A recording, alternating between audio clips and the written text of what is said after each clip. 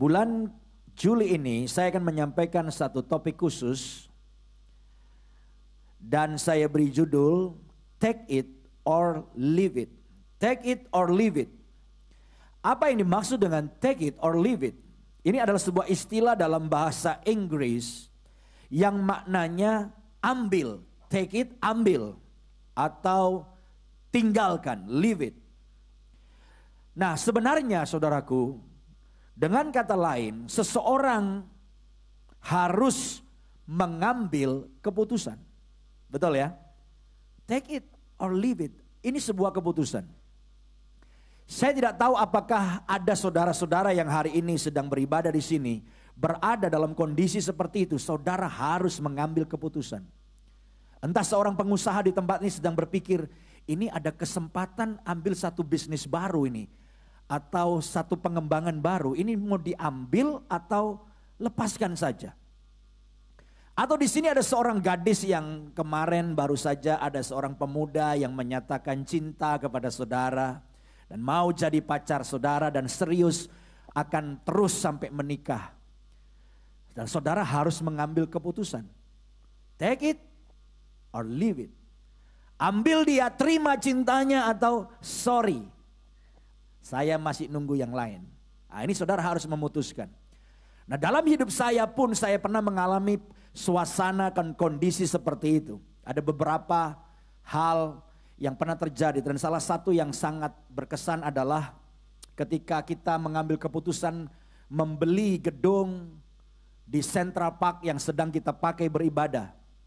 Ya, jadi kita beli ini nggak seperti ini dalam kondisi bare dan kemudian kita renovasi dan jadi seperti hari ini. Saya ingat pada satu hari itu hari Rabu saya datang ke kantor pemasaran dan mall ini belum jadi, masih dalam tahap pembuatan saudaraku, tapi hampir jadi. Di kantor sana pemasaran saya datang, saya dengar ada bagian dari mall yang bisa dibeli dan mereka bilang betul, dan Bapak adalah orang atau badan atau institusi yang ketujuh yang mau beli tempat ini. Jadi sudah ada 6 pihak lain yang datang menawar untuk membeli tempat ini. Jadi sebetulnya gereja kita ini ada 2 bagian. Bagian ini yang tinggi ini mall. Ini mall yang lantai paling tinggi. Kalau saudara jebol atapnya itu langsung langit. Tapi kalau saudara keluar dari pintu gereja ini di lobby itu bukan mall. Itu sudah bagian dari APL Tower, office. Makanya semuanya pendek-pendek dan banyak tiangnya. Tapi kalau ini memang lantai tertinggi dari mall. Dan yang ditawarkan itu bagian ini dan sekaligus satu lantai 8. Saya mendapat harga yang cukup mahal dan saya nomor 7. Jadi saya keluar dari kantor pemasaran itu agak lemes saudaraku. Itu hari Rabu sore. Langsung saya pergi ke Greenfield, gereja kita di Greenfield karena ada rapat misi malam jam 7. Saya masih ingat itu. Dan saya di lantai 4 di Greenfield, saya duduk. Dan saya menunggu semua pengurus misi untuk hadir. Dan di sebelah saya seorang pengusaha yang sangat diberkati Tuhan. Dan pengurus dari misi kita. Ya, sering masuk koran, pengusaha yang luar biasa. Dan dia di sebelah saya persis. Jadi waktu saya duduk itu kertas gambarnya Mall Central Park itu ada semua di situ. Dan dia ngelirik-ngelirik lihat ke saya gitu. Lalu dia tanya, Pak Yosia itu apa? Saya bilang ini Mall Central Park. Bisa saya lihat nggak gambarnya? Oh bisa, saya kasih saudaraku. Dia lihat gambarnya, wah ini mall bagus sekali, lokasinya juga bagus. Emang Bapak mau beli? Ya saya kepingin beli buat gereja, saya bilang gitu. Ya, tapi persoalannya nggak punya duit. Dan harganya mahal. Lalu bisnismen ini bilang, Bapak mau ketemu sama yang punya nggak? Saya agak kaget, emang Bapak kenal sama yang punya? Saya kenal, saya takut salah. Emang Bapak tahu siapa namanya? Ya tahu, ya Pak Tri kan. Ya kita nyebut sekali aja, ya kan? Oh ya betul. Oh dia kenal, itu mah teman baik saya katanya. Ini saya telepon ya. Bapak mau ketemu kan? Oh saya mau ketemu, ditelepon. Akrab ngobrolnya. Langsung janjian ketemu, langsung dikasih waktu lagi, besok ketemu. Jadi itu Rebo, hari Kamis jam 11 janjian ketemu di Senayan City, kantor beliau di Senayan City waktu itu. Sekarang udah pindah sini. Jadi saya dan dua wakil saya dan pengurus misi, bisnismen ini menemani saya. Saya masuk di kantor beliau, wah saya juga kaget, serius banget. Beliau sama semua direktur, direksi kumpul semua di situ. Duduk ngobrol dan saya tahu bahwa saya mendapatkan anugerah Tuhan. Dari nomor 7, sekarang saya nomor 1. Artinya saya langsung ketemu sama yang punya. Kita tawar-tawaran saudaraku, dibantu sama temennya kan, ini pengurus misi kita. Akhirnya udah deh, ini harga final. Saya nggak bisa kasih lebih murah lagi. Sekian. Lalu di sebelah saya ini berisik. Mahal. Udah ada harga diskon, mahal. Tapi mahal-mahal harga tempat kita itu sudah naik 3 kali lipat dari yang waktu kita beli dibanding sekarang.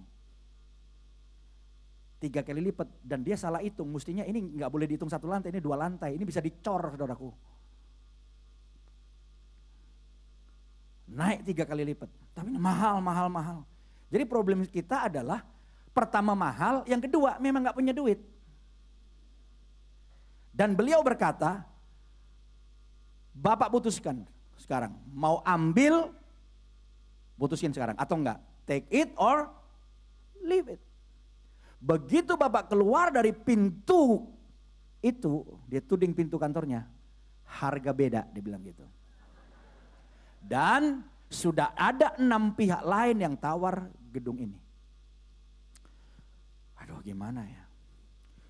Yang sebelah sini pengusaha bilang, ambil Pak, kapan lagi? Bapak dapat kesempatan pertama. Itu 6 orang belum pernah ketemu sama pemiliknya, ketemu sama CEO-nya terus. Jadi kita langsung sama pemilik. Ambil Pak, tapi saya pusing. Ambil gimana ya? Gak punya duit, keluar pintu, harga beda lagi, tapi bingung lagi saya. Dalam kondisi bingung itu saya doa gitu ya. Terus beliau yang di depan saya ngomong begini, Pak, saya itu punya banyak proyek katanya. Dan Bapak tahu nggak, proyek-proyek yang saya kerjakan nilainya tuh besar Pak. Dan seringkali, emang Bapak pikir uangnya udah ada, kadang-kadang belum. Seringkali malah belum. Tapi saya sebagai pengusaha punya keberanian dan keyakinan. Masa Bapak pendeta kalah sama saya katanya. Wah panas juga saya dikomporin. Saya doa. Akhirnya saya milih take it. Ambil. Beliau bilang ya udah deh Pak, saya ambil. Begitu Bapak ambil, taken sekarang, bayar 8 miliar. Kasih waktu seminggu. 8 miliar kita juga gak punya. Tapi saya udah, Tuhan saya percaya mujizat, saya taken saudaraku. Dia juga taken, kapan lagi taken sama konglomerat, saya salamin dia udah. Tadi yang sebelah saya, ambil Pak. Begitu saya taken tanda tangan, dia bilang, emang Bapak punya duit? Loh. Memang Tuhan tuh cara kerjanya luar biasa. Lagi saya butuh kekuatan, dia kuatkan saya. Udah saya taken, udah jadi gak bisa berubah lagi. Dia malah bilang, emang Bapak punya duit katanya. Ya gak punya. Saya keluar dari pintu itu. Girang udah taken, sambil puyeng duitnya dari mana ini. Tapi puji Tuhan, Tuhan bikin mujizat. Uangnya dari mana? Ya dari jemaat lah. Semua jemaat telah memberikan persembahan, jadi 8 miliar kita kirim. Lalu sisanya kita cicil. Dan berita baiknya Desember tahun ini kita lunas. Nggak punya utang saudaraku. 2014 tahun Yobel itu, bebas utang. Haleluya. Dan berita baiknya Desember juga yang di Kuningan lunas juga. Nggak punya utang kita. Haleluya. Nah, saya ingin katakan pada saudara, dalam hidup kita akan diperhadapkan pada pilihan. Pada waktu kita memilih dan memutuskannya benar, kita akan naik ke atas.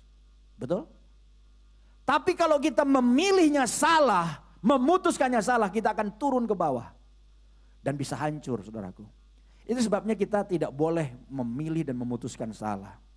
Mari kita lihat bersama-sama di dalam Lukas pasal 10 ayat 42. Ini contoh keputusan dan pilihan yang benar dalam Alkitab. Lukas pasal 10 ayat 42. Kita belajar dari Maria yang memilih dengan benar. Lukas 10 ayat 42. Saudara perhatikan yang saya garis bawahi ya kalimatnya di situ. Karena kita akan fokus ke situ. Mari kita baca sama-sama. 1, 2, 3. Tetapi hanya satu saja yang perlu. Maria telah memilih bagian yang terbaik yang tidak akan diambil daripadanya. Perhatikan, Maria telah memilih bagian yang terbaik. Nah, memilih itu dari kata Yunani eklegomai. Eklegomai ini saudaraku artinya to select atau make choice, membuat sebuah pilihan. Itu eklegomai. Nah, kata terbaik itu dari kata agathos. Agathos dalam bahasa Inggris a primary word, good yang juga bisa berarti benefit, well, honorable.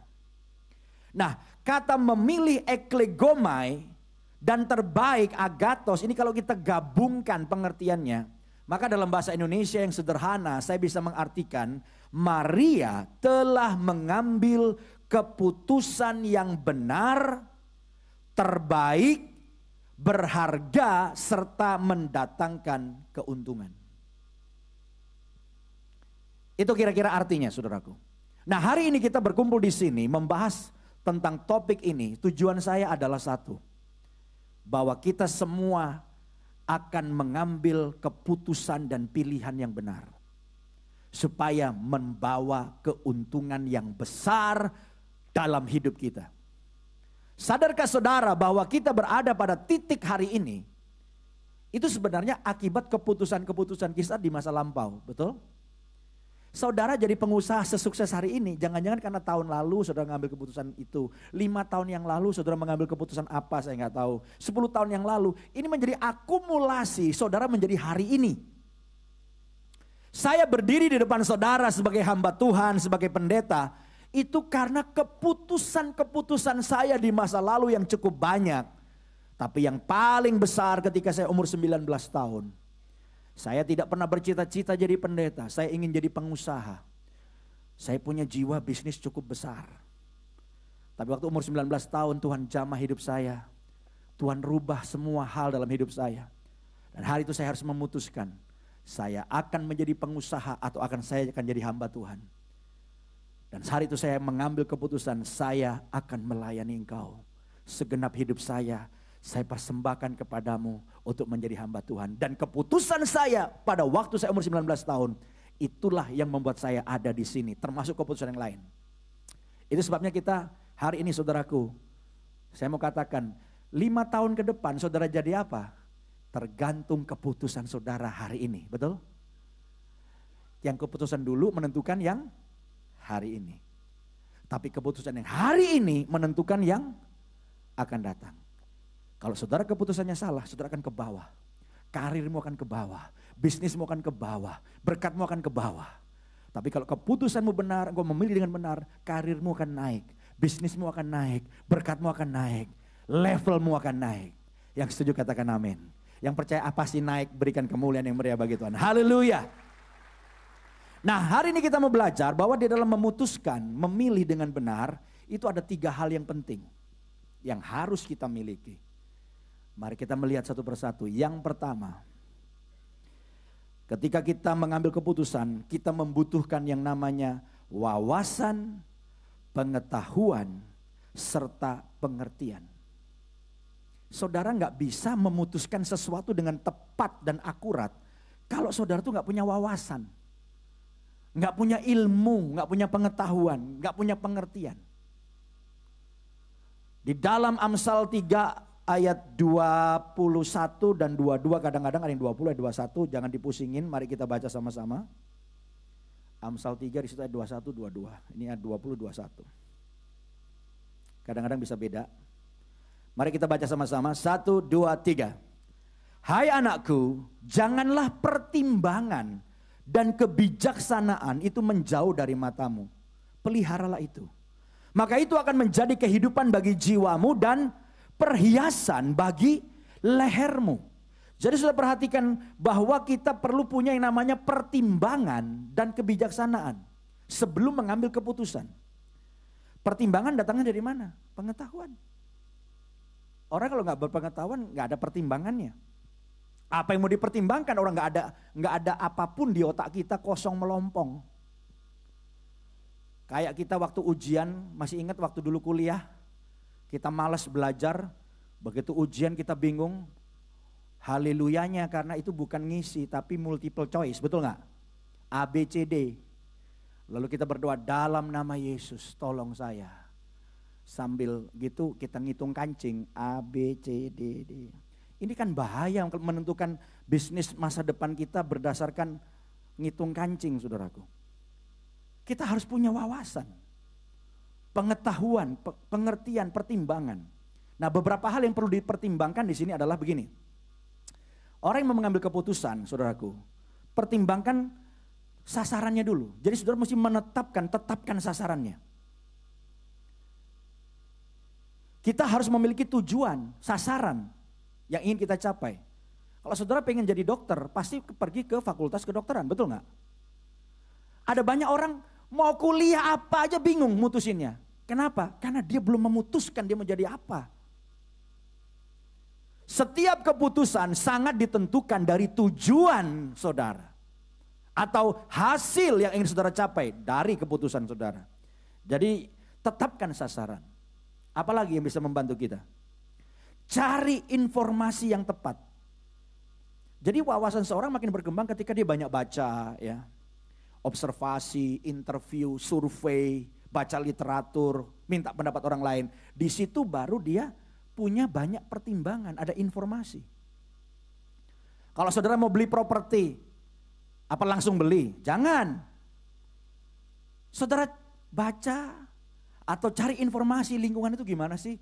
Nanti dilewatin tol enggak sih? Betul enggak saudaraku? Harganya naik enggak sih kalau saya beli? Perlu informasi. Saudara yang lagi cari jodoh, ini banyak gadis-gadis belum menikah misalnya di sini. Apakah saudara tebak-tebakan atau spekulasi? Tuhan, pokoknya yang kebaktian jam 5 sore Tuhan. Cowok yang pertama kali masuk dalam gereja, itu jodoh saya. Ternyata yang masuk kakek-kakek udah ompong. Nggak bisa begitu kan. Orang Jawa aja dalam menikah, dia cari informasi 3B. Tahu 3B? Bibit, bebet, bobot. Tidak perlu kita khotbahkan 3B, nanti kepanjangan. Intinya ada informasi turunannya gimana sih silsilahnya. Oh ternyata kakek buyutnya itu istrinya 100. Kakeknya istrinya 50. Bapaknya udah kawin cerai 15 kali. Kalau udah turunan begitu, maaf saudaraku ya, itu bisa nurun loh, betul gak? Jangan pengetahuan saudara hanya berpikir yang nurun itu diabetes turun. Tapi orang yang turunannya kawin cerai itu kadang-kadang bisa nurun. Oke saudara? Jadi saudara perlu informasi, apalagi? Cari opsi dan kemungkinan yang ada dari berbagai sudut pandangan. Jadi setiap keputusan itu cari ABCD-nya apa? Kok ABCD-nya aja belum ketemu gimana bisa mutusin? Contoh saudara misalnya mau tambah modal. Saudara punya pabrik mau beli mesin baru mau diperbesar. Atau saudara punya usaha mau diperbesar. Kita perlu modal, betul? Saudara harus cari opsinya modal itu dari mana? Bisa utang bank? Bisa, itu A. B-nya apa? Kalau saudara perusahaan besar terpercaya, apalagi yang sudah go public, TBK terbuka, bisa menerbitkan surat hutang, obligasi? Bisa, itu B. C-nya apa? Kalau sudah go public, bisa nggak dapat uang dari masyarakat? Sudah go public bisa, dengan menerbitkan saham baru. Ya, saudara, itu right issue namanya. Menerbitkan saham baru, bisa dapat uang juga. Dan keuntungannya tidak bayar bunga. C, D. Jemaat kita lagi ada ngurus nih utang ke Eropa nih. Tapi utang itu nggak bisa dikit, nggak bisa $1 juta, nggak bisa $100 juta misalnya. Dan bunganya ternyata 1 tahun itu hanya 2%. Sampai saya bingung, tolong ajarin dong gimana tuh caranya utang setahun bayar 2% tuh. Misalnya A, B, C, D. Nah sesudah saudara punya opsinya, dalam memutuskan, saudara harus menganalisis setiap kelebihan dan kekurangan opsi yang akan kita ambil. Analisa, utang bank pasti bunganya gede. Kalau obligasi mungkin lebih murah. Kalau misalnya nerbitin saham baru lumayan nih nggak pakai bunga. Tapi yang paling enak nih utang ke luar negeri misalnya. Tapi nggak semua orang tahu caranya. Saudara harus pertimbangkan semuanya. Itu kira-kira yang saya mau sampaikan dengan cepat. Tetapi yang sangat penting adalah jangan mencoba sempurna. Ada banyak orang menunda, ditunda lagi keputusannya, ditunda lagi pilihannya. Kenapa? Karena takut. Saudara mau perfect bener, semua info saudara dapatkan semuanya, nggak bisa. Kadang-kadang keputusan kita itu memang selalu ada resiko. Itu bagian dari keputusan. Itu sebabnya kadang-kadang kalau orang itu tidak punya keberanian, selalu mundur dia. Ada orang pacaran itu udah 15 tahun nggak kawin-kawin. Kenapa saudaraku? Selalu bilangnya nggak siap. Udah nggak siap. Enggak, saya belum pernah dengar itu ada orang yang menikah benar-benar siap. Belum pernah dengar, rata-rata enggak siap. Menikah itu adalah sebuah keputusan. Harus diputuskan. Tahun depan deh, tahun depan enggak siap. Tahun depan enggak siap terus. Beranilah untuk mengambil keputusan walaupun enggak sempurna. Sebab kalau saudara menunda-nunda terus akhirnya saudara tidak mengambil keputusan. Dan tidak mengambil keputusan sebenarnya juga adalah sebuah keputusan. Yaitu keputusan untuk tidak mengambil keputusan. Iya dong, gak mengambil keputusan juga sebuah keputusan. Emang saudara pikir orang gak menikah itu berarti dia gak punya keputusan? Yang gak menikah itu pun adalah sebuah keputusan. Keputusan untuk gak menikah. Dan orang-orang hebat di dunia yang saya lihat rata-rata adalah orang-orang yang berani mengambil keputusan. Saya sangat terkesan oleh seorang CEO yang namanya Jack Welch. Ini CEO luar biasa. Keputusan-keputusannya telah dibukukan dan menjadi panduan bagi CEO level dunia. Siapa Jack Welch ini? Dia adalah CEO dari perusahaan yang paling bernilai yang pernah ada di muka bumi ini.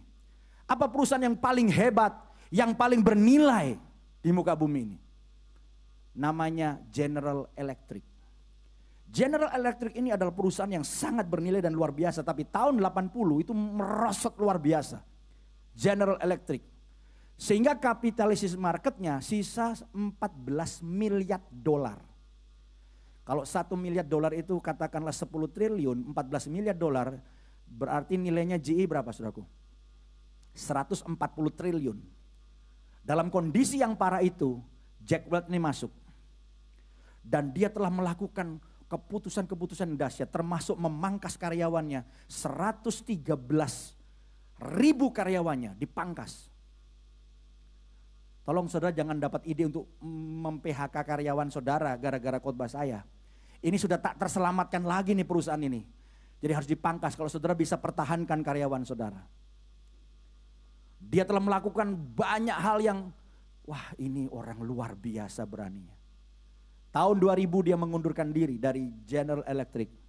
Dan pada waktu tahun 2000 dia mengundurkan diri, nilai kapitalisasi market General Electric 410 miliar dolar. Dari 14 miliar 140 triliun menjadi 410 miliar dolar. Itu berapa tuh ya? 4.100 triliun. Kenapa? Berani. Makanya jadilah berani. Yang udah lama pacaran gak kawin-kawin, cepatlah kawin. Jangan tiap saya tanya gak siap terus. Kapan you mau siap kawin? Kapan jawab dong? Tiap ketemu gak siap terus, umur nambah terus. Ya, jadi ini bukan masalah siap gak siap, berani. Amin. Yang setuju katakan amin. Dan berikan kemuliaan yang meriah bagi Tuhan. Haleluya. Yang kedua, Orang itu mengambil keputusan dan bisa memilih dengan benar kalau dia punya nilai-nilai atau value. Nah, apa yang dimaksud dengan nilai atau value? Nilai-nilai atau value adalah sesuatu yang dianggap paling berharga oleh seseorang. Dan tiap orang tuh punya value dan nilai yang berbeda. Yang saya anggap berharga belum tentu buat Anda berharga. Itu sebabnya nilai-nilai atau value ini bersifat relatif. Artinya nilai yang dipegang setiap orang bisa berbeda. Nah, supaya lebih jelas saya kasih contoh. Apa tuh yang dimaksud dengan nilai-nilai atau value yang sangat mempengaruhi bagaimana kita memutuskan dan memilih sesuatu. Filipi pasal 3 ayat 7 sampai 8. Mari kita baca bersama-sama. Filipi pasal 3 ayat 7 sampai 8. Baca sama-sama ya. 1, 2, 3. Tetapi apa yang dahulu merupakan keuntungan bagiku, sekarang ku anggap rugi karena Kristus. Ini sebetulnya nilai dan value yang mengalami perubahan. Jadi Paulus berkata, dulu aku anggap apa tuh? Untung. Sekarang ku anggap rugi. Dulu sebelum percaya Yesus, nipu itu untung. Dulu sebelum percaya Yesus, utang gak bayar itu untung. Tapi sejak aku menerima nilai yang baru, yang dulu untung, sekarang ku anggap rugi. Ayat 8. Malahan, segala sesuatu kuanggap rugi karena pengenalan akan Kristus Yesus Tuhanku lebih mulia, lebih valuable, lebih bernilai, lebih berharga daripada semuanya. Oleh karena dialah aku telah melepaskan semuanya itu dan menganggapnya sampah yang dulu bernilai sekarang sampah supaya aku memperoleh Kristus. Jadi Paulus memutuskan untuk membuang dan menganggap sampah hal-hal yang tadinya bernilai menjadi sampah sebab dia punya nilai yang baru, yaitu firman Allah, yaitu Yesus Kristus dalam hidupnya. Nah, kembali lagi, nilai atau value dalam hidup saudara itu sangat menentukan keputusan saudara. Nilai atau value dalam hidup saudara sangat menentukan pilihan saudara. Saya kasih contoh yang sederhana.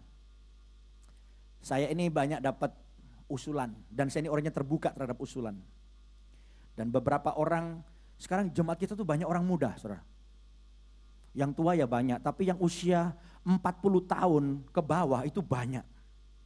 Dan mereka bilang, Pak Yosia, boleh nggak kita kasih usulan? Oh boleh.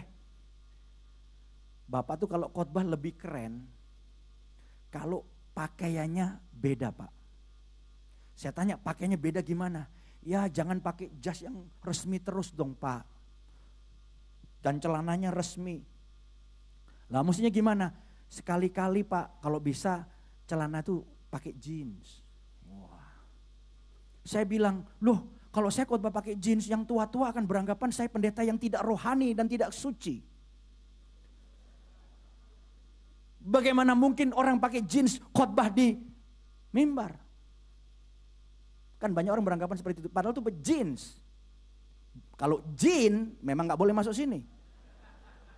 Tapi kalau jeans boleh.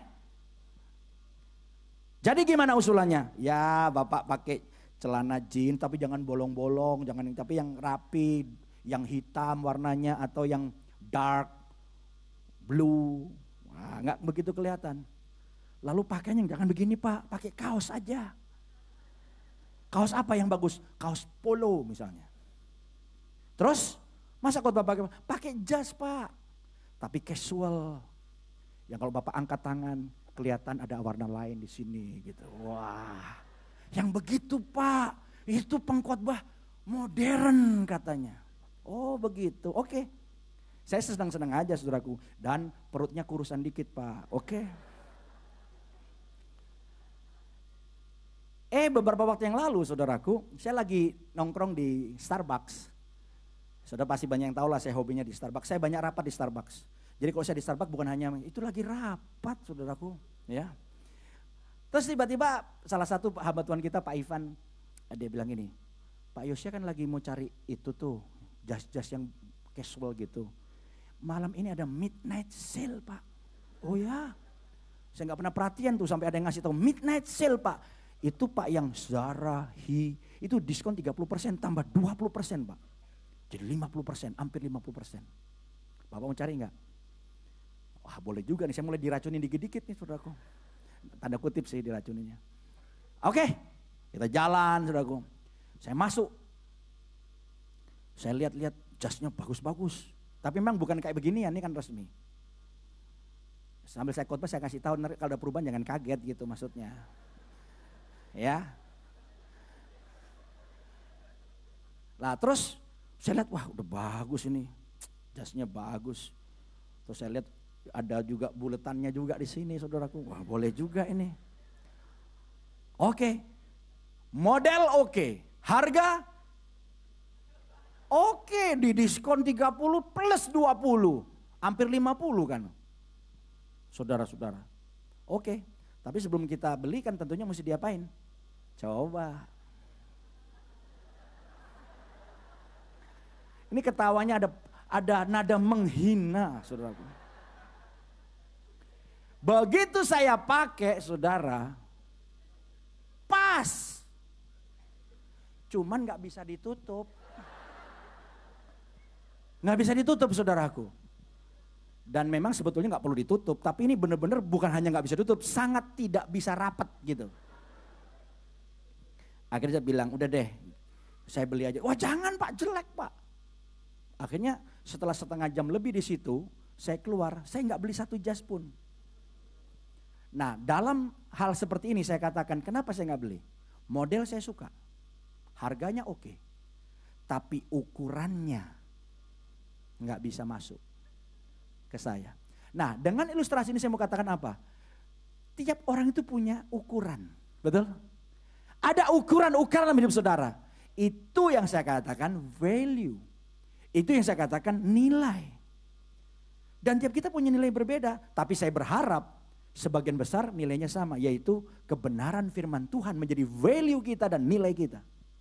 Yang setuju katakan amin. Kayak cari jodoh misalnya. Ya tepuk tangan biar semangat deh, tepuk tangan.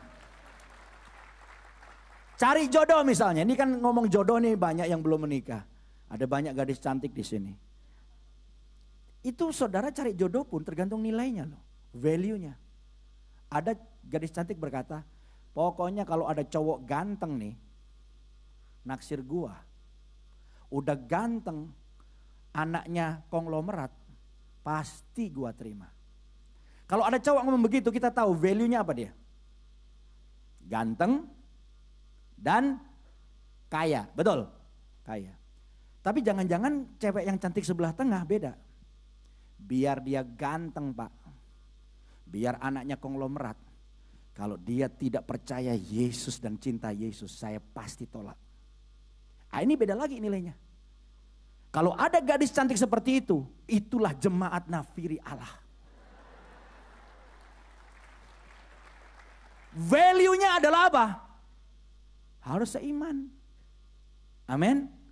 Baru ganteng kaya, nggak salah loh. Cari orang ganteng kaya. Saya percaya ibu-ibu anaknya pun kalau ada ayah ibu di sini pengen anaknya hidupnya juga senang. Cari orang kaya nggak salah, nggak dosa. Cari yang ganteng pun nggak salah. Kalau gadis normal pasti cari yang ganteng. Hanya orang yang rada nggak normal bilang mana yang paling jelek ya, kesian saya kawin sama yang paling jelek. Nah itu pasti nggak normal. Kalau normal pasti cari yang oke. Ya, nilai. Jemaat kita ada yang punya banyak toko di sini. Tapi ada yang bilang, saya di toko saya apa aja saya jual tuh. Tapi ada yang lain berkata, saya walaupun jualan cari untung, saya nggak mau hal-hal yang merusak. Saya janji sama Tuhan tidak akan jualan rokok. Saya nggak akan jualan minuman keras yang memabukkan orang. Sama-sama Kristen kok beda? Nilainya beda. Value-nya beda. Yang satu bilang, kalau gua nggak jual rokok, toko sebelah juga jualan. Aku nggak jualan minuman keras, toko sebelah juga jualan. Mending gua jualan juga. Tapi yang satu bilang, saya nggak mau ikut-ikutan sama orang yang jualan begituan. Kita nggak bahas salah benar, tapi nilai menentukan pilihan dan keputusan. Ada seorang anak muda yang minta didoakan. Dia pulang dari luar negeri. Tolong doakan Pak supaya saya dapat pekerjaan yang baik. Dia ngelamar banyak perusahaan. Dan setelah didoakan luar biasa, hampir semua lamarannya diterima, dia bingung. Tapi di seleksi akhirnya tinggal 2 perusahaan. Perusahaan A menggaji dia 10 juta. Perusahaan B menggaji dia 7 juta. Kalau saudara pilih yang mana? 10 juta. Tergantung sebetulnya. Saya tanya juga, kamu pilih yang mana? Yang 10 juta atau yang 7 juta? Ini anak muda berkata, saya pilih yang 7 juta Pak. Loh kenapa? Bodoh amat kamu. Masa ada yang digaji 10 juta, kamu pilih yang gaji 7 juta. Iya Pak, soalnya yang 10 juta, tiap hari kerjaan saya bohongin orang katanya. Tapi yang kerja gaji 7 juta, saya nggak perlu bohongin orang. Jadi saya damai sejahtera. Jadi kamu pilih yang mana? Mending 7 juta Pak, damai sejahtera. 10 juta, bohongin orang, sakit-sakitan, bengek, repot Pak katanya. Wah lebih baik yang 7 juta. Value, nilai. Saudara pengusaha, ada pengusaha bilang gini, yang penting pokoknya untung. Ada satu pengusaha diberkati tempat ini. Saya tegur karena dia ngomong gini, gua kalau dagang katanya, gua gak lihat orang. Setan aja bawa duit, gua ladenin katanya. Saya bilang, wow. Jadi lu apa aja mau kerjain yang penting dapat duit gitu. Nah itu value nilainya dia. Dan saya harap pengusaha di sini gak seperti itu. Setan bawa uang, lu usir. Amin. Sebab ada banyak kerjaan yang masih halal dan bisa memuliakan Tuhan. Nilai. Nah sekarang ini yang kedua. Jadi yang pertama punya wawasan pengetahuan, yang kedua saudara memutuskan sesuatu berdasarkan nilai-nilai value dalam hidup saudara. Nah, saya percaya firman Tuhan yang tiap minggu kita dengar tidak berlalu sia-sia, menjadi landasan dari setiap keputusan kita. Yang setuju katakan amin dan berikan kemuliaan bagi Tuhan. Haleluya. Yang ketiga, yang terakhir, yang kita perlukan ketika mengambil keputusan dan pilihan adalah kita membutuhkan namanya hikmat dan pimpinan Tuhan. Kita punya semua pertimbangan, bagus.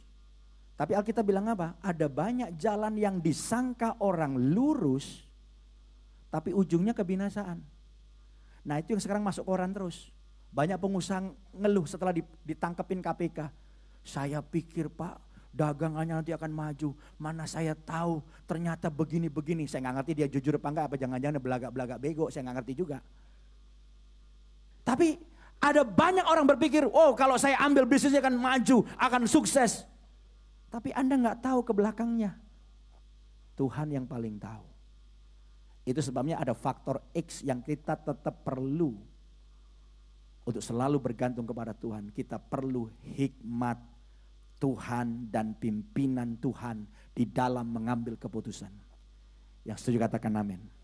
Ayat terakhir kita baca sama-sama. Ini adalah permintaan Salomo. Kenapa dia menjadi raja yang luar biasa. Karena dia minta hikmat dari Tuhan. Ayat terakhir 1 Raja-Raja pasal 3 ayat yang ke-11. Mari kita baca bersama-sama. Sebagai ayat yang terakhir. Semua siap ya? 1, 2, 3. Jadi berfirmanlah Allah kepadanya. Oleh karena engkau telah meminta hal yang demikian. Dan tidak meminta umur panjang atau kekayaan atau nyawa musuhmu. Melainkan pengertian untuk memutuskan hukum. Di dalam ayat yang lain, yang diminta oleh Salomo itu disebut apa saudaraku?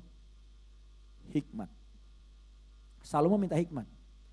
Makanya dalam sepanjang pemerintahan Salomo itu banyak cerita-cerita bagaimana dia memutuskan sesuatu dengan hikmat. Ada kisah yang terkenal ketika 2 ibu-ibu berantem memperebutkan satu bayi, masih ingat? Yang satu bilang, ini anak saya, ini bayi saya. Yang satu gak mau kalah. Oh salah, itu bukan bayi kamu, itu bayi saya. Berantem, dibawa ke Salomo. Lalu Salomo bilang, ini bayi cuma satu, kalian berdua ribut, rebutan. Gimana dong? Dia panggil pengawal, pengawal pinjam pedang. 2 ibu rebutan, bayinya cuma satu, udah saya belah 2 aja. Bagaimana, setuju? Ibu yang satu berkata, setuju, bagus itu. Belah 2 aja. Emang roti bisa dibelah 2? Ini bayi dibelah 2 mati. Yang satu setuju, yang satu bilang, Jangan Tuanku Raja, saya mencintai bayi saya. Daripada dia mati, saya rela dibawa sama ibu ini. Yang penting dia hidup, dia bisa bertumbuh. Saya mengasihi bayi ini. Lalu raja berkata, ibu yang benar adalah ibu yang kedua. Dia mencintai bayi ini, langsung diserahkan. Itu hikmat. Hikmat gak ada sekolahnya. Hikmat datang dari sorga. Hikmat datang dari pengurapan. Hikmat datang oleh pimpinan Tuhan. Dan hari ini, saya ingin saudara mengambil keputusan dengan benar. Ada beberapa orang yang mungkin sedang bergumul untuk sebuah keputusan yang saudara ambil. Ambil keputusan dengan benar. Dengan wawasan pengetahuan. Dengan nilai-nilai kebenaran Alkitab dalam diri saudara. Tapi hikmat dan pimpinan Tuhan kita perlukan.